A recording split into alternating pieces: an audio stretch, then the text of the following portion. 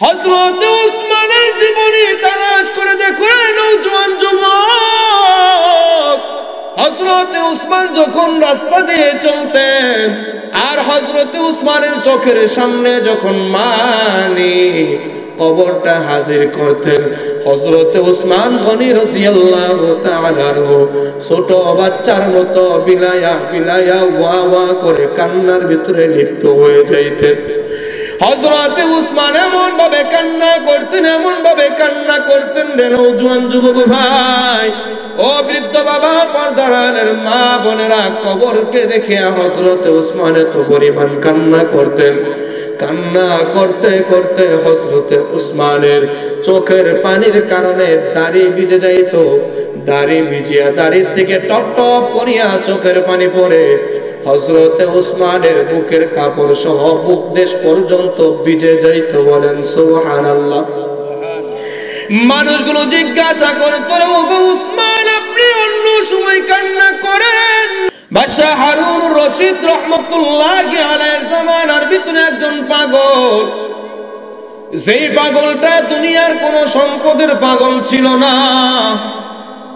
বাদশাহ হারুন রশিদ রহমতুল্লাহি আলাইহি আল্লাহ পাক রব্বুল আলামিনের একজন খাস বান্দা, আল্লাহ পাকের দরবারে বড় একজন মাহবুব পিয়ারা বান্দা। এই বাদশাহ হারুন রশিদ রহমতুল্লাহি আলাইহি দুনিয়ার একজন বাদশাহ ছিলেন, বড় একটা বিশাল ভূখণ্ডের রাজত্ব করেছেন, বাদশাহী করেছেন। এমন একটা বাদশার নাম হইতেছে বাদশাহ হারুন রশিদ। এই বাদশাহ হারুন রশিদ রহমতুল্লাহি আলাইহির জামানার ভিতরে একজন পাগল ছিল। এই পাগলটা টাকার পাগল ছিল না, গাড়ির পাগল ছিল না, নারীর পাগল ছিল না। এই পাগলটা সম্পদের পাগল ছিল না, চেয়ারের পাগল ছিল না। এ বাবা মেম্বার গিরি করার পাগল ছিল না, চেয়ারম্যান গিরি করার পাগল ছিল না, এমপি হওয়ার পাগল ছিল না, মন্ত্রী হওয়ার পাগল ছিল না, দুনিয়ার জগতের ভিতরে নেতা নেত্রী হওয়ার পাগল ছিল না। কিন্তু ওই জামানার ভিতরে এই লোকটাকে মানুষ পাগল বলে ডাকতো। এই পাগল বান্দাটার নাম হইতেছে বাহলুল নামক একজন পাগল। কি নাম? জোরে বলেন, পাগলের নাম কি? বাহলুল পাগল, বাহলুল পাগল। এই পাগলটা দুনিয়ার খাবারের দিকে তাকাই না, এই পাগলটা নিজের ঘরের দিকে তাকাই না, অন্য কোন জায়গার দিকে তাকাই না, অন্য কোথাও যাই না। এই বাহলুল পাগলটা রাত দিন 24টা ঘন্টা কবরস্থানের কাছে বসে থাকে আর কবরের দিকে তাকায়া তাকায়া চোখ দ্বারা জর জর করিয়া বাহলুল পাগলটা শুধু পানি ছাড়ে আর পানি ছাড়ে। আর মালিকের দরবারে কান্না করে ডাক দিয়ে কই, রে মালিক, আমি বাহলুল দুনিয়ার কোন পাগল না। ও মালিক, আমি দুনিয়ার কোন অর্থ সম্পদের পাগল না। ও মালিক, আমি তোমার কবরের বড় একজন পাগল। ও মালিক, আমি তোমাকে পাওয়ার জন্য বড় একজন পাগল। এই বাহলুল পাগলটা রাত দিন 24টা ঘন্টা দুনিয়ার জগতের ভিতরে অন্য কোন নামের জিকির করে নাই। এই বাহলুল নামক পাগলটা তার জিহ্বাটা লড়ায়া লড়ায়া 24টা ঘন্টা আমার মাওলার নামের জিকির করতো। জোরে বলে আল্লাহু আকবার। কিন্তু হে নওজোয়ান যুবক ভাই, বৃদ্ধ বাবা, আজকে তোমার মুখের ভিতরে আল্লাহর জিকির নাই। ও যুবক ভাই, তোমার মুখের ভিতরেও মালিকের নামের জিকির নাই। আজকে আমরা যারা ওয়াজ করি, ওয়াজ হয়েছি, বক্তা হয়েছি, আলেম হয়েছি, ইমাম হয়েছি, খতিব হয়েছি, হাফেজ সাহেব হয়েছি, হাজী সাহেব হয়েছি, গাজী সাহেব হয়েছি, আমার মুখের ভিতরেও জিকির নাই, আল্লাহর নামের প্রশংসা নাই। কিন্তু বাহলুল পাগলটা দুনিয়ার কোন নাম উচ্চারণ করে না, দুনিয়ার কোন নেতার নাম উচ্চারণ করে না, একজনের নামের জিকির করে, তিনি হচ্ছে তোমার আমার মৌলা, তার নাম হইতেছে আল্লাহ। কথা কোন ঠিক ঠিক না? এই বাহলুল পাগল আল্লাহকে ডাক দিয়ে কই, রে মালিক, তোমার নামের ভিতরে কি মজা লাগাইছো? ও মালিক, তোমার নামের ভিতরে কি মধু লাগাইয়া দিছো রে মালিক? দুনিয়ার অন্য কোন নাম জপে জপে জপে জপে তো মজা পাই না। ও মালিক, তোমার নামের ভিতরে, তোমার জিকিরের ভিতরে আমি বাহলুল তো মজা পাই। দুনিয়ার বাদশাহ হারুনুর রশিদের ঘরে রাজকীয় খাবার খাইয়াও এত মজা আমার জিহ্বার ভিতরে আমি পাই না। জোরে বলেন সুবহানাল্লাহ। এই বাহলুলের বাসার কথাগুলো আল্লামা কারি তৈয়ব সাহেব রহমতুল্লাহি আলাইহি সহ বড় বড় বুজুর্গানে দিনগুলো তাদের জবান ধরা শের আকারে ডাক দিয়ে কয় আল্লাহ আল্লাহ। ইসে শিরিন ইস্তোনাম আল্লাহ আল্লাহ, ইসে শিরিন ইস্তোনাম শিরে শাকর মে কুনত জানম তমাম আল্লাহ আল্লাহ। ইসে শিরিন ইস্তোনাম আল্লাহ আল্লাহ, ইসে শিরিন ইস্তোনাম শিরে শাকর মে কুনত জানম তমাম। বাহলুল পাগল মালিককে ডাক দিয়ে কই রে মালিক, তোমার নামের ভিতরে এত মজা পায়, অন্য কোন নামের ভিতরে এত মজা পাই না। এই বাহলুল পাগলটা আল্লাহর নামের জিকির করার কবরের কাছে দাঁড়ায় থাকে। এই বাহলুল পাগলটা দুনিয়ার কোন ঘরের ভিতরে নিজের বিছানা তৈরি করে নাই, বিছাই নাই। এই বাহলুল পাগলটা দুনিয়ার জগতের ভিতরে একটা করে ঘর নির্মাণ করে নাই। বলেন সুবহানাল্লাহ। বাহলুল পাগলটাকে বাদশাহ হারুনুর রশিদ বারবার পাগল পাগল বলে ডাক দেয়। আর বাহলুল পাগল ডাক দিয়ে কই তুমি আমাকে পাগল বলে ডাক দাও, এজন্য আমি বাহলুল মন খারাপ করি না। কারণ নবী আমার ডাক দিয়ে বলছে আকসিরু যিকরাল্লাহ হাত্তা ইয়াকুলু মাসনুন, তোমরা মাওলা পাকের জিকির এত পরিমাণ করবা দুনিয়ার মানুষ যেন তোমাদেরকে দেখে পাগল মনে করে। জুড়ে বলেন সুবহানাল্লাহ।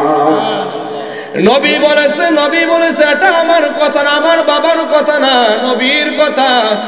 আকসিরু যিকরাল্লাহ হাত্তা ইয়াকুলু মাসনুন, মাওলার জিকির এত পরিমাণ করবা দুনিয়ার মানুষ যেন তোমাকে দেখে পাগল মনে করে, তোমাকে যেন পাগল বলে ডাক দেয়। ওই যে আল্লামা হাফিজ জি হুজুর রহমাতুল্লাহি আলাইহি দুনিয়া থেকে বিদায়, হাফিজ জি হুজুর রহমাতুল্লাহি আলাইহি নদীর কিনারায় বসে বসে বসে বসে মাওলা পাকের জিকির করে। আর ওদিক দিয়ে পাশে দিয়ে একটা হিন্দু মূর্তি পূজক চলে যায় আর ডাক দিয়ে কই রে হাফিজ জি, তোর মতো পাগল আর দুনিয়ার জগতের ভিতরে একটাও নাই।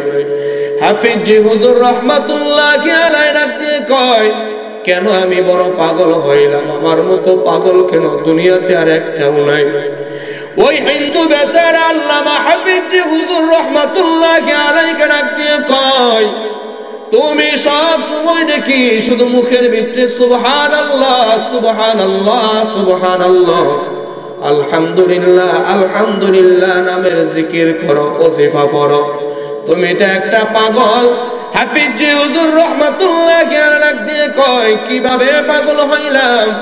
এবার হিন্দু বেচারা মূর্তি পূজক ডাক দিয়ে কয় দুনিয়ার মানুষ যাকে বেশি মোহাব্বত করে ভালোবাসে তার জন্য পাগল করা হইয়া তার নামটা বেশি বেশি স্মরণ করে। তুমি যাকে ডাকো তুমি তার জন্য কেমন করে পাগল হইলা, তুমি কি তাকে দেখছো নি? হাফিজ জি হুজুর রহমাতুল্লাহি আলাইহি ডাক দিয়ে কই শুনো, আমি আমার একটা মালিকের জন্য পাগল হয়েছি, যে মালিককে দেখা যায় কিন্তু ওই মালিককে দেখা যায় না। उसे माना तो जाता है मगर देखा नहीं जाता, उसे माना तो जाता है मगर देखा नहीं जाता। मुसल्लम लम करनी है बयस्त दलाल कुरानी, मुसल्लम लम करनी है बयस्त दलाल कुरानी। बोले अल्लाहु अकबर। हाफिज जी हुजूर रहमतुल्लाहि अलैहि डाक দিয়ে কয় আমি এমন একজন মালিকের জন্য পাগল যাকে ডাকা যায় কিন্তু তাকে দেখা যায় না। এই দুনিয়ার জগতের ভিতরে এই চর্ম চক্ষু দ্বারা মালিককে দেখা কখনো সম্ভব না। মুসা পয়গম্বর আল্লাহ তাআলার এত বড় একজন পাগল, যাকে মুসা কালিমুল্লাহ বলা হয়। এই মুসা কালিমুল্লাহ আল্লাহকে ডাক দিয়ে কই রব্বি আরনি, ও মালিক আমি তোমাকে দেখতে চাই। আল্লাহ তাআলা ডাক দিয়ে কই লান তারনি, ও মুসা তুমি আমাকে দেখতে চেও না, কারণ এই চর্ম চক্ষু দ্বারা দুনিয়ার জগতের ভিতরে আমি মালিক, আল্লাহকে কখনো দেখা সম্ভব না। কথা কোন কথা ঠিক কি ঠিক না? হাফিজি হুজুর রহমাতুল্লাহি আলাইহি ডাক দিয়ে কয় তুমি আমাকে পাগল বলেছো, এজন্য আমি মন খারাপ করি নাই। তুমি আমাকে পাগল বলেছো, এজন্য আমি মালিকের দরবারে শুকরিয়া আদায় করি। এজন্য কারণ দুনিয়ার জগতের ভিতরে এখনো পর্যন্ত কেউ আমাকে পাগল বলে নাই। আমি মালিকের নামে জিকির করে জন্য কেউ পাগল বলে নাই। তুমি যেহেতু আজকে আমাকে সর্বপ্রথম পাগল বলছো, আমাকে মনে হয় আমার মালিক আল্লাহ তাআলা কবুল করেছে। এই জন্য তোমার জবান দ্বারা আমি হাফিজি সম্পর্কে পাগল নামটা উচ্চারণ করাইছে। বলেন সুবহানাল্লাহ। বাহলুল পাগল বাদশাহ হারুন রশিদ কে ডাক দিয়ে কই রে হারুন, তুমি আমাকে পাগল বলতে পারো, আমি বাহলুল কখনো মন খারাপ করব না। তবে বাদশাহ হারুন তুমি শুনে নাও, আমি পাগল না, মূলত সত্যিকার অর্থে পাগল হইতেছে তুমি। বাদশাহ হারুন রশিদ রহমাতুল্লাহি আলাইহি এ বাবা মিথ্যা কথা বলতেছি না, শখ আছে। বাদশাহ হারুনুর রশিদ নামক একটা কিতাব আছে। বাদশাহ হারুনুর রশিদ ও বাহলুল পাগলের ঘটনা ইতিহাস কিতাবের ভিতরে উল্লেখ করা হয়। শখ আছে বাদশাহ হারুনুর রশিদ ও বাহলুল পাগল নামক কিতাবটা শখ আছে বাদশাহ হারুনুর রশিদ। এই কিতাবের ভিতরে ঘটনা উল্লেখ করা হয়। বাহলুল পাগল ডাক দিয়ে কই তুমি পাগল, আমি পাগল না। ওই সময় বাদশাহ হারুনুর রশিদ রাজ্যের কাজ সম্পাদন করার জন্য ঘোড়ার পৃষ্ঠে রাজকীয় ঘোড়ার পিঠের উপর আরোহণ করে রাজ্যের কাজ সারার জন্য ঘর থেকে বের হয়ে গেছে। আর ওই সময় বাহলুল পাগলটা কবরের কাছে দাঁড়ায় কবরের দিকে তাকায় তাকায় কান্না করে। কিন্তু তুমি আর আমি কবর দেখি, কবরের ভিতরে নিজের মাকে ঢুকায়া চলে আসলাম, নিজের বাবাকেও রেখে আসলাম, নিজের শ্বশুর শাশুড়ি দাদা দাদি আপনজন ভাই বেরাদর প্রতিবেশী কত দোস্ত আহবাব বন্ধু বান্ধবদেরকে কবরের ঘরের ভিতরে রেখে আসলাম। কিন্তু কবর দেখে তো চোখের পানি আসবে দূরের কথা, মাটি দেওয়ার সময়ও তোমার আমার চোখের ভিতরে চোখের পানি বের হয় না। কথা কোন কথা ঠিক কি ঠিক না? আর নবীর প্রিয় সাহাবী হযরত উসমানের জীবনী তালাশ করে দেখো, নওজোয়ান যুবক হযরত উসমান যখন রাস্তা দিয়ে চলতেন আর হযরত উসমানের চোখের সামনে যখন মালিক কবরটা হাজির করতেন, হযরত উসমান গনি রাদিয়াল্লাহু তাআলা ছোট বাচ্চার মতো বিলায়া বিলায়া ওয়া ওয়া করে কান্নার ভিতরে লিপ্ত হয়ে যাইতেন। হযরত উসমান এমন ভাবে কান্না করতেন রে নওজোয়ান যুবক ভাই, ও বৃদ্ধ বাবা, পর্দার আড়ালের মা বোনেরা, কবরকে দেখে হযরত উসমান এত পরিমাণ কান্না করতেন। কান্না করতে করতে হযরত উসমানের চোখের পানির কারণে দাড়ি ভিজে যাইত। দাড়ি ভিজিয়া দাড়ি থেকে টপ টপ করিয়া চোখের পানি পড়ে হযরত উসমানের বুকের কাপড় সহ বুক দেশ পর্যন্ত ভিজে যাইত। বলেন সুবহানাল্লাহ। মানুষগুলো জিজ্ঞাসা করে, তোরে ওগো উসমান, আপনি অন্য সময় কান্না করেন না, কেন এত পরিমাণ কান্না করেন? হযরত উসমান ডাক দিয়ে কই, শুনো শুনো শুনো, কবরটা হইতেছে প্রতিটা মানুষের জন্য প্রথম নাম্বার ঘাট, প্রথম নাম্বার মঞ্জিল। যেই কবর থেকে মুক্তি পেয়ে যাইবে সে হাসরে নাজাত পাইবে, যে হাসরে নাজাত পেয়ে যাইবে সে মিজানে নাজাত পাইবে। আর যেই বান্দাটা মিজানে নাজাত পেয়ে যাবে ওই বান্দার জন্য ফুলসিরাতের 30,000 বছরের রাস্তাটা সহজ হয়ে যাবে। বলেন সুবহানাল্লাহ। হযরত উসমান কবর দেখিয়া কান্না করে, আর তুমি আর আমার ভিতরে কবরের জন্য কোনো চিন্তা নাই। আর বড় বড় আল্লাহওয়ালা বুজুর্গানের দিনগুলো কবরের জন্য কান্না করত আর মালিকের কাছে দোয়া করত।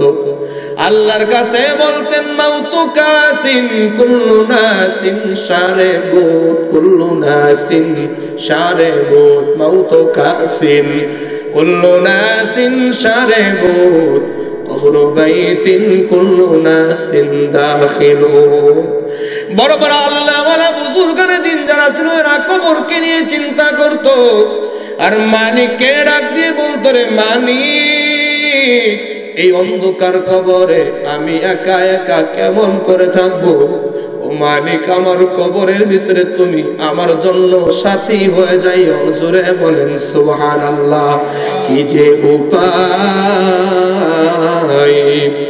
হবে আমার কবরে, কি যে উপায় হবে আমার কবরে, মৌলাই যদি মাফ না করেন মোদের কন্যা, মৌলাই যদি মাফ না করেন মোদের, কি যে উপায় হবে আমার কবরে, কি যে উপায় হবে আমার কবরে, মৌলাই যদি মাফ না করেন মোদের, মৌলাই যদি মাফ না করেন মোদের, কবর হলো ছোট্ট একটি মাটির ঘর রে, কবর হলো ছোট্ট একটি মাটির ঘর, ওই কবরে থাকতে হইবে জীবন ভর, ওই কবরে থাকতে হইবে জীবন ভর। হযরতে বাহলুল পাগল বাদশা হারুনুর রশিদকে ডাক দিয়ে কয়, ওরে বাদশা হারুনুর রশিদ, আমি বাহলুল পাগল না, পাগল হইতেছ তুমি, পাগল হইতেছ তুমি। এই কথা যখন বলছে বাদশা হারুনুর রশিদ ডাক দিয়ে কয়, আমি পাগল না তুই পাগল। বাহলুল পাগল ডাক দিয়ে কয়, তুই পাগল, তুই পাগল। বাদশা হারুনুর রশিদ বলে, আমি পাগল না তুই পাগল। আবার বাহলুল পাগল নাচে আর ডাক দিয়ে কয়, তুই পাগল। বাহলুল পাগলের কথা শুনিয়া বাদশা হারুনুর রশিদ বাহলুল পাগলের দিকে অগ্রসর হচ্ছে। বাহলুল পাগল এই অবস্থা দেখে দিলের ভিতরে ভয় ঢুকে গেছে, মনে মনে চিন্তা করতেছে, আমি বাদশা হারুনুর রশিদকে পাগল বলেছি, এজন্য বাদশা হারুনুর রশিদ মনে হয় আমার দিকে আসতেছে, আমাকে মনে হয় আঘাত করবে, আমাকে মনে হয় গ্রেফতার করবে। এটা বুঝিয়া বাদশা হারুনুর রশিদ যখন আসতেছে, বাহলুল পাগল নাচতেছে আর বলতেছে, তুই পাগল, তুই পাগল, তুই পাগল। এই কথা বলতে বলতে বাহলুল পাগল একটা গাছের কাছে চলে গেছে, গাছটাকে ধরিয়া গাছের উপর উঠে গেছে। উঠতে উঠতে উপরে উঠিয়া গাছের ডালের উপর উঠে আর বাদশা হারুনকে লক্ষ্য করে বাদশা হারুনকে ডাক দিয়ে কয়, আমি বাহলুল পাগল না, তুই হইতেছিস বড় পাগল। তোর মতো পাগল এই দুনিয়ার জগতের ভিতরে আর একটাও নাই। বলেন সুবহানাল্লাহ। বাদশা হারুনুর রশিদ বাহলুল যেই গাছের উপর উঠে গেছে মুসলমান, বাদশাহ হারুন রশিদ এই গাছের নিচে আসিয়া বাহলুলের দিকে তাকায় ডাক দিয়ে কয়, ওরে বাহলুল পাগল, বলো বলো বলো আমি হারুন কিভাবে পাগল হইলাম? বাদশাহ হারুন রশিদের কথা শুনিয়া বাহলুল পাগল ডাক দিয়ে কয়, তুমি এই রঙিন পৃথিবীর মায়া মমতায় পড়িয়া রঙিন একটা প্রাসাদ বানায়া ওই রঙিন প্রাসাদের ভিতরে তুমি বসবাস করো। এই রঙিন প্রাসাদটা হইতেছে ক্ষণস্থায়ী আর কবরটা হইতেছে চিরস্থায়ী। রঙিন ঘরের ভিতরে থাকিয়া চিরকাল যেই ঘর যেই কবরের ভিতরে বসবাস করতে হবে ওই ঘরটাকে তুমি ভুলে গেছো। এ তোমার কানের ভিতরে কি নবীর হাদিস যাই নাই? قال رسول الله صلى الله عليه والصلاة والسلام القبر روضة من رياض الجنة أو حفرة من حفر النار। ও বাদশাহ হারুনুর রশিদ, তোমার কানের ভিতরে কি আল্লাহর নবীর এই হাদিসের আওয়াজ তোমার কানের ভিতরে পৌঁছে নাই? বলেন সুবহানাল্লাহ। বাদশাহ হারুন রশিদকে ডাক দিয়ে কই, বাহলুল পাগল ডাক দিয়ে কই, শুনো শুনো শুনো, নবী আমার বলেছে দুনিয়ার জগতের ভিতরে এমন কিছু মানুষ বসবাস করে এরা যখন শেষ নিঃশ্বাস ত্যাগ করিয়া কবরের ঘরে চলে আসবে কবরটা তাদের জন্য জাহান্নামের একটা গর্ত হয়ে যাইবে। এদের জন্য কবরের ভিতরে আগুন জ্বালায়া দেওয়া হইবে, এদের জন্য কবরের ভিতরে শাস্তির ব্যবস্থা করা হইবে, এদের জন্য আগুন প্রজ্বলিত করা হইবে, এদের কবরের ভিতরে সাপ বিচ্ছু ঝুঁকায় দেওয়া হইবে। একটা একটা সাপ এত বিশাল লম্বা, সকাল থেকে সন্ধ্যা পর্যন্ত একটা নওজোয়ান যুবক যত দূর পর্যন্ত হেঁটে যাইতে পারবে। এক একটা সাপ নাফরমান বদকার কদাকার নাফরমানের কবরের ভিতরে এত বিশাল বিশাল একটা একটা সাপ হয়ে যাইবে। এই সাপগুলো কবরের ভিতরে ঢুকে দংশন করতে থাকবে, শাস্তি দিতে থাকবে, পেঁচায়া হাড় হাড্ডি সবকিছু চূর্ণ বিচূর্ণ করতে থাকবে। ও বাদশাহ হারুনুর রশিদ, তোমার কানের ভিতরে কি নবীর হাদিস যায় নাই? তুমি কেন কবরকে নিয়ে চিন্তা ফিকির করো না? রঙিন এই পৃথিবীর মায়া মমতায় পড়িয়া রঙিন একটা প্রাসাদ বানায়া এই চিরস্থায়ী ঘরটাকে ভুলে গেছো। তুমি তো সত্যি একটা পাগল, তোমার মতো পাগল আর একটাও নাই। আমি বাহলুল পাগল পাগল না, আমি চিরস্থায়ী ঘরটাকে সবসময় স্মরণ রাখি আর চিরস্থায়ী ঘরের কাছে আমি বাহলুল সবসময় অবস্থান করি আর চিরস্থায়ী ঘরের দিকে তাকাইয়া মালিকের দরবারে আমি রুনা জারি করি। নবী আমার ডাক দিয়ে বলছে, ইবুকু ইবুকু ওয়ালা তাবুকু ফাতাবাকু। ও বাহলুল, তোমার কানের ভিতরে আওয়াজ যায় নাই? যদি তোমার কান্না না আসে কবর দেখিয়া কান্না করবা, কান্না যদি না আসে কান্নার ভান করবা, কান্নার অভিনয় করবা, কান্না করতে করতে জাহান্নামের ভয়ে আল্লাহকে খুশি করার জন্য এক ফোঁটা পানি যদি চোখ থেকে ছাড়তে পারো। নবী আমার ডাক দিয়ে বলে, হারামাল্লাহু তিলকাল আইনা আলান নার। আল্লাহ তাআলা জাহান্নামের ভয়ে যার চোখ দ্বারা এক ফোঁটা পানি বের হয়ে যাবে চিরদিনের জন্য আমার মালিক ওই বান্দা বান্দির জন্য কবর আযাব মাফ করে দিবে। আসতে বলেন সুবহানাল্লাহ। এই মিয়া জোরে বলেন সুবহানাল্লাহ। নবী আমার ডাক দিয়ে বলছে, এক ফোঁটা চোখের পানি যদি জাহান্নামের ভয়ে যদি বের করতে পারো রে, এক ফোঁটা চোখের পানি বের হয়ে যাবে, এক ফোঁটা চোখের পানি বের হয়ে যাবে। গরুর উলান থেকে বাত থেকে উলান থেকে দুধ বের হইলে এই দুধটা যেরকম ভাবে গরুর উলানের ভিতরে ঢুকানো আর কখনো সম্ভব না। যেই বান্দা বান্দির চোখ দ্বারা জাহান্নামের ভয়ে এক ফোঁটা পানি বের হয়ে যাবে, নবী আমার ডাক দিয়ে কয় ওই বান্দা বান্দির জন্যও জাহান্নামে যাওয়া কখনো সম্ভব হবে না। আল্লাহ তাআলা তাকে খুশি হইয়া আল্লাহর জান্নাতের মেহমান বানায় দিবে। আসতে বলেন সুবহানাল্লাহ। এই জন্য কান্না করা দরকার আছে না নাই? এই জোরে বলেন, চোখের পানি বের করা দরকার আছে না নাই? আল্লাহ তাআলা ডাক দিয়ে কয়, শুনো, দুনিয়ার জগতের ভিতরে আমি মালিক হাসতে তোমাদেরকে নিষেধ করি নাই। আনন্দ ফুর্তি করতে নিষেধ করি নাই, তবে হাসবা হাসবা, হাসার ফাঁকে ফাঁকে তোমরা একটু কান্না করবা। কারণ দুনিয়ার মানুষের কাছে চোখের পানিরও মূল আছে। এ বাবা, যারা কান্না করবে এদের দাম আল্লাহ তাআলার কাছেও আছে।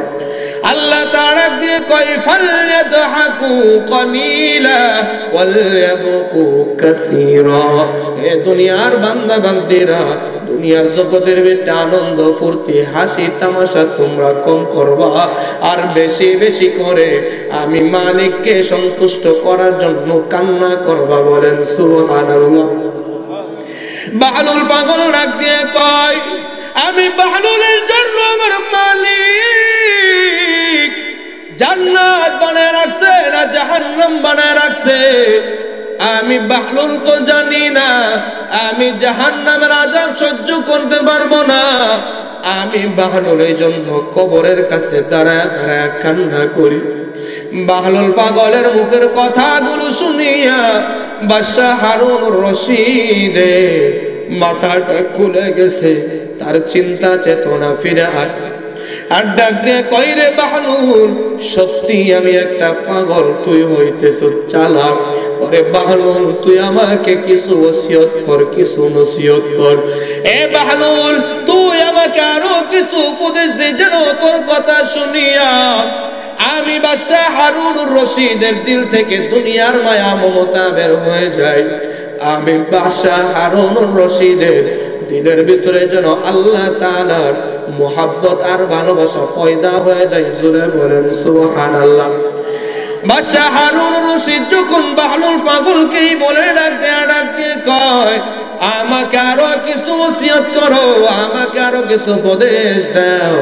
তোমার উপদেশ শুনিয়ে আমি পরকালের কিছু চিন্তা ফিকির করব, পরকালের পাথেয় অর্জন করে অন্ধকার কবরে চলে যাইব।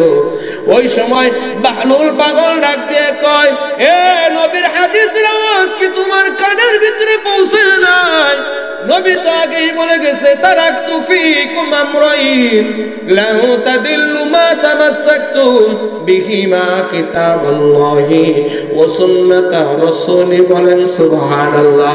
বাদশাহ হারুনুর রশিদ কথা কয়, আর বাদশাহ হারুনুর রশিদের কথার উত্তরগুলো বাহলুল পাগল কোরআনের আয়াত আর হাদিসের মাধ্যমে উত্তর দিয়ে দেয়। জোরে জোরে বলেন সুবহানাল্লাহ। বাহলুল পাগল ডাক দিয়ে কয়, নবী জানা গেছে আমি তোমাদের জন্য দুইটা জিনিস, দুইটা বস্তু রেখে যাইতেছি। এই দুইটা বস্তু যদি তোমরা আঁকড়াইয়া ধরো, দুইটা বস্তুর উপর যদি তোমাদের জীবনটাকে পরিচালনা করো, দুইটা বস্তুকে যদি তোমরা ভালোবাসো, এই দুইটা বস্তুর ভিতরে আল্লাহ আর আমি মুহাম্মদ কি কি করণীয় আর বর্জনীয় তোমাদের জন্য রেখে বিদায় নিতেছি। এই দুইটা বিষয়কে যদি তোমরা ফলো করতে পারো, তোমাদের জন্য সিরাতাল মুস্তাকিমের রাস্তাটা সহজ হয়ে যাবে। বলেন সুবহানাল্লাহ। বাহলুল পাগল ডাক দিয়ে কয়, এ তুমি যদি কোনো উপদেশ গ্রহণ করতে চাও, তাহলে আল্লাহর কোরআন আর নবীর হাদিসগুলো তুমি পড়তে শুরু করে দাও। আল্লাহর কোরআনের থেকে বড় উপদেশ গ্রন্থ আর দুনিয়ার জগতের ভিতরে একটাও নাই। কথা কোন কথা ঠিক ঠিক না? কিন্তু নওজোয়ান যুবক ভাই, বৃদ্ধ বাবা, ও পর্দানের মা বোনেরা, আজকে তুমিও কোরআন পড়ো না। ও মা, তুমিও পড়ো না। আজ থেকে 20 বছর 30 বছর আগে আমাদের দাদি চাচি মা বোনরা এরা ফজরের নামাজটা আদায় করিয়া ঘরের জানালা খুলিয়া, ওই সময়ের ভিত্তিতে তো বিদ্যুতের ব্যবস্থা ছিল না, কারেন্টের ব্যবস্থা ছিল না, ফজরের নামাজটা আদায় করিয়া দরজা জানালা খুলিয়া দরজা জানালার সামনে আল্লাহর কোরআনটা নিয়া গুনগুন গুনগুন করে আল্লাহর কোরআনের তেলাওয়াতের ভিতরে লিপ্ত হয়ে যাইত। কথা কোন কথা ঠিক ঠিক না? কিন্তু মা, আজকে তুমি কোরআন তেলাওয়াত করো না। ও মা, ও বোন, আজকে তুমি স্মার্টফোনটা নিয়ে বসে থাকো। আজকে তুমি স্টার জলসা, জি বাংলা আর টাপুর টুপুর কত টুকরে গুলা দেখার জন্য পাগল হয়ে যাও। মোবাইল ফোনটার ভিতরে তুমি ডাটা কালেক্ট দাও, মোবাইলের ভিতরে তুমি ওয়াইফাই কালেক্ট দিয়া কত নাচ গান এগুলা দেখে রাত 1টা 2টার সময় ঘুমাও, ফজরের নামাজের কোনো খবর নাই, কোরআন তেলাওয়াত করবা তো দূরের কথা, ফজরের নামাজ যেই মহিলা পড়ে না, আল্লাহ রাসূল ডাক দিয়ে কয় যেই ঘরের ভিতরে নামাজ নাই ওই ঘরের ভিতরে আল্লাহর রহমত নাই। কথা কোন ঠিক ঠিক না? আগেকার যুগের ভিতরে দাদি নানিরা নামাজ আদায় করেছে, আল্লাহর কোরআনের তেলাওয়াতের ভিতরে লিপ্ত হয়েছিল, সূরা ওয়াকিয়া তেলাওয়াত করেছে। এই জন্য আগেকার যুগের ভিতরে মুরব্বীদের জমি জমা টাকা পয়সা দিন দিন শুধু বেড়ে গেছে। আগেকার জমিদার ছিল, বড় বড় রাজা বাদশা ছিল, কোটি টাকার মালিক ছিল। কিন্তু আজকে বাপদাদার বিঘায় বিঘায় সম্পদ পাওয়ার পর সন্তানের সমস্ত সম্পদ ধ্বংস হয়ে যায়, মা বাবার সমস্ত সম্পদ ধ্বংস হয়। কারণ একটাই, তোমার কপালে আল্লাহর কোরআনের বদদুয়া লেগে গেছে। কথা কোন কথা ঠিক ঠিক না? কোরআন তো তেলাওয়াত করে না, বরঞ্চ দাদি নানি শাশুড়ি যেই কোরআনটা তেলাওয়াত করেছে, দাদি নানি যখন দুনিয়া থেকে বিদায় হয়ে গেছে, কোরআনটা আর ঘরের ভিতরে রাখে না, ছোট বাচ্চার মাধ্যমে অথবা স্বামীর মাধ্যমে কোরআনটাকে পেঁচায়া মসজিদে পাঠায় দেয়। ইমাম সাহেব হুজুর, আমার দাদি মারা গেছে, আমার নানি মারা গেছে, আমার স্ত্রী মারা গেছে, আল্লাহর কোরআনটা পড়ার মতো ব্যক্তি আর ঘরের ভিতরে নাই। কথা কোন কথা ঠিক ঠিক না? আল্লাহর কোরআনটা যেই তাগের ভিতরে এতদিন পর্যন্ত ছিল, আল্লাহর কোরআনটা ওই তাক থেকে উঁচা জায়গা থেকে নামায়া ওই জায়গার ভিতরে টেলিভিশন ঢুকায় দিছে, টেলিভিশন বসায় দিছে। আগে কোরআন ছিল, ঘরের ভিতরে রহমত ছিল, বরকত ছিল, কোরআন বের করে দিছে, ঘর থেকে রহমত বরকত সব কিছু বের হয়ে গেছে। আদর্শবান সর্দার আর ঘরের ভিতরে পয়দা হয় না, সব হয় বেয়াদব, বেঈমান, নাফরমান। কথা কোন কথা ঠিক ঠিক না? এই জন্য আল্লাহর কোরআন পড়া দরকার আছে না নাই? এ মুরব্বী বাবারা, কথা কন্যাকে কোরআন পড়া দরকার আছে না নাই? এ মামুরনা যারা আসেন বা আসেন নাই, ঘর থেকে আওয়াজ শুনতেছেন, আর না আর অন্যায় অবিচারণা আর গুনাহের কাজের ভিতরে নিজেকে লিপ্ত রাখবা না। ফজরের নামাজটা আদায় করে মালিকের কোরআনটা তেলাওয়াত করতে শুরু করো। তোমার ঘরের ভিতরে স্বামী স্ত্রীর মিল মোহাব্বত নাই, তুমি নামাজ পড়ে কোরআন তেলাওয়াত করো। 40 দিন 5 ওয়াক্ত নামাজ তুমি ঠিকভাবে আদায় করো। আল্লাহর কোরআনটা সকাল সন্ধ্যায় তেলাওয়াত করো। তসবিহ হাতে নিয়ে নিয়ে মালিকের জিকির করতে শুরু করো। আল্লাহ তাআলা তোমার ঘরের ভিতরে রহমত বরকত নাজিল করবে। স্বামী স্ত্রীর ভিতরে, সন্তানের ভিতরে, শ্বশুর শাশুড়ি, প্রতিবেশী ভাই বেরাদরের ভিতরে আল্লাহ তাআলা অটো অটো মিল মোহাব্বত আর ভালোবাসা পয়দা করবে। কথা কোন কথা ঠিক কি ঠিক না? এই জোরে কথা বলেন, কথা ঠিক কি ঠিক না? এই জন্য বাহলুল পাগল ডাক দিয়ে কয়, তোমার নসিহত গ্রহণ করার জন্য আল্লাহ তাআলার কোরআনটাই হইতেছে যথেষ্ট। এই কষ্ট হয় চলবে? হ্যাঁ, কতক্ষণ? কথা কথা যতক্ষণ আমি আছি। এই কেউ ঘুমাইছেন? দেখি তো কে কে ঘুমাইছেন? ওই হাত উঠাইতেছে, ঘুমাইছেন? কি কই ঘুমাইছেন নাকি? ঘুমান নাই? দেখি তো কে কে ঘুমান নাই। লিল্লাহি তাকবীর, লিল্লাহি তাকবীর। কি ভালো লাগে? চলবে? হুজুর ওয়াজ যতই করেন, আপনি যত উদাহরণ দেন, নামাজ কিন্তু পড়তেছি না, ওয়াদা কইরা আইছি। আপনি যত গলা ফাটান আর যত গামেন, কোনো কাজ হবে না। আমরা লোহার মতো যেই আর সেই। কথা কোন কথা ঠিক কি ঠিক না? হ্যাঁ, নাকি ঠিক হওয়া দরকার আছে? সাপের মতো মরার পরে সোজা হবেন নাকি মরার আগে সোজা হওয়া দরকার? কথা কোন না কেন? আরে চকলেটের প্যাকেটের মতো যখন কাফনের কাপড়টা মুসুর দিবে তখন তো সোজা এমনি হবে। ওই সময় সোজা হয়ে লাভ আছে নাকি আগেই সোজা হওয়া দরকার? কথা কোন নাকি আগেই সোজা হওয়া দরকার আছে না নাই? কাফনের packet top top top top করিয়া পানিগুলো পড়তেছে। এ বাবা, এই ঘটনাটা আপনারা গুগলের ভিতরেও যদি সার্চ দেন, ওখানেও আপনারা পাবেন। কিতাবটাও যদি পারেন সংরক্ষণ করে নিয়েন, কারণ বড় বড় মনীষীদের কথা শুনলে ইমানের স্পৃহা বাড়ে, আমল করতে আগ্রহ আর উদ্দীপনা বাড়াইয়া দেন আল্লাহ তাআলা। কথা কোন কথা ঠিক ঠিক না? কেন বাড়াইয়া দেই জানো? জানো জানো? আল্লাহ তাআলা ডাক দিয়ে কই, ইন্নামাল মুমিনুনা মুমিনুনাল্লাযীনা ইযা যুকিরাল্লাহু ওয়াজিলাত কুলুবুহুম ওয়া ইযা তুলিয়াত আলাইহিম আয়াতুহু যাদাতুহুম ঈমানান ওয়া আলা রাব্বিহিম ইয়াতাওয়াক্কালুন। আল্লাহ তাআলা রাখতে কই শুনো শুনো শুনো, যখন ইমানদারদের কাছে ঈমানি কথা বলা হয়, ঈমানি আলোচনা করা হয়, ঈমানি কথা নিয়ে যখন তারা চিন্তা ফিকির করে, তাদের ঈমান বেড়ে যায়। যাদাতুহুম ঈমানা, তাদের ঈমান বেড়ে যায়, তাদের কলবের ভিতরে ধাক্কা লেগে যায়। আর যখন কোনো বান্দা বান্দির ঈমান বেড়ে যায়, ওই বান্দাটা কখনো গুনাহের কাজের দিকে যাইতে পারে না। কথা কোন কথা ঠিক কি ঠিক না? এই জন্য বাহলুলের কথাগুলো শুনিয়া বসে হারুনুর রশিদের ঈমানি শক্তি বেড়ে গেছে, ঈমানি জোশ বেড়ে গেছে। চোখ দ্বারা টপ টপ করিয়া জাহান্নামের বয়ে চোখের পানিগুলো পড়তে শুরু হয়ে গেছে। এবার কান্না বিজড়িত কণ্ঠে অস্ত্র সিদ্ধ নয়নে বাদশা হারুনুর রশিদ বাহলুল পাগলকে ডাক দিয়ে কই, রে বাহলুল, তুই আমার কাছে যদি কোনো কিছু চাও আমি তোমাকে দিয়ে দিব, কারণ তোমার কথা শুনে আমার বুঝ চলে আসছে, আমি তোমার উপর অত্যন্ত খুশি হয়ে গেছি। বাহলুল পাগল ডাক দিয়ে কই, তোমার মতো কি আর চাবো, আমি তোমার কাছে তিনটা জিনিস চাই, তুমি কি তিনটা জিনিস আমাকে দিতে পারবা রে? এবার বাদশা হারুন রশিদ ডাক দিয়ে কয়, আমি হইতেছি এত বড় বিশাল ভূখণ্ডের একজন বাদশা, রাজার বাদশা, আমাকে তুমি কেন ক্রিটিসাইজ করে কথা কও? আমি কেন দিতে পারবো না? আমি অবশ্যই দিতে পারবো। বাহলুল পাগল ডাক দিয়ে কই, সত্যি কি তুমি আমাকে দিতে পারবা? এবার বাদশা হারুন রশিদ ডাক দিয়ে কয়, হ্যাঁ তোমাকে দিতে পারবো।